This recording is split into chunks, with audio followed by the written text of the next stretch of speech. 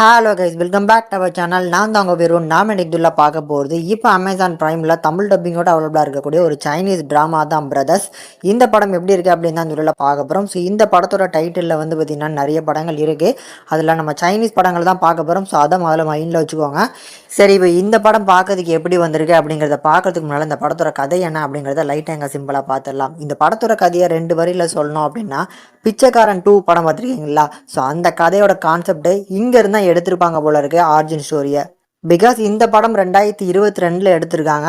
And நம்ம பிச்சைக்காரன் 2 வந்து பார்த்தீங்கன்னா 2023 எடுக்கப்பட்டு ரிலீஸ் ஆன ஒரு படம். ஸோ அந்த படத்துக்கும் இந்த படத்துக்கும் பெரிய லெவலில் உங்களுக்கு சேஞ்சே தெரியாது. அப்படி ஒரே உருவத்தில் இருக்கக்கூடிய ட்வின் பிரதர்ஸ் வந்து தனித்தனியான ஊரில் வாழ்ந்துட்டு இருக்காங்க. ஒருத்தரோட வாழ்க்கை வந்து பார்த்தீங்கன்னா பயங்கரமான ஒரு ரிச்சாக வந்து வாழ்ந்துட்டு இருக்காப்புல, இன்னொருத்தர் வந்து யாருமே இல்லாமல் அப்பாவியான ஒரு வாழ்க்கையை வாழ்ந்துட்டு இருக்காப்புல. இவங்க 2 பேருமே வந்து பார்த்தீங்கன்னா அவங்களோட வாழ்க்கை இன்டர்சேஞ்ச் ஆகிற மாதிரியான ஒரு சுச்சுவேஷன் அமையுது. அதாவது பணக்காரனாக இருக்கக்கூடியவங்க வந்து ஏழையாக இருக்கக்கூடியவனோட வாழ்க்கையில் வாழ வேண்டிய ஒரு சுச்சுவேஷன் அமைஞ்சிருது.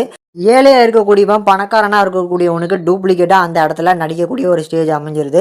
இதுக்கப்புறம் இவங்க 2 பேரும் வந்து பார்த்தீங்கன்னா இவங்களோட லைஃப் எப்படி மாறுது அப்படிங்கிறத ரொம்ப அழகாக ஃபன்ஃபுல்லாக எடுத்து சொல்லியிருக்க ட்ராமா தான் இந்த சைனீஸ் ட்ராமா. இந்த படம் பார்க்கறதுக்கு எப்படி இருக்குது அப்படின்னா டீசன்ட் வாட்சபிள் மூவி தான்.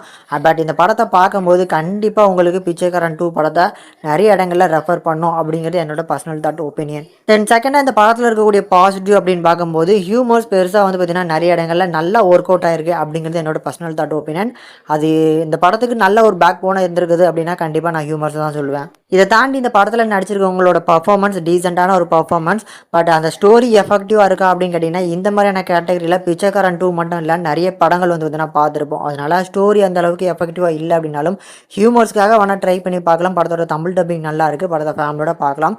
இந்த படத்துக்கு நம்ம சேனல் ரேட்டிங்னு பார்க்கும்போது 5க்கு 2.1 வரைக்கும் ரேஷியோ கொடுத்துருக்கோம். முடிஞ்சால் ட்ரை பண்ணி பாருங்கள்.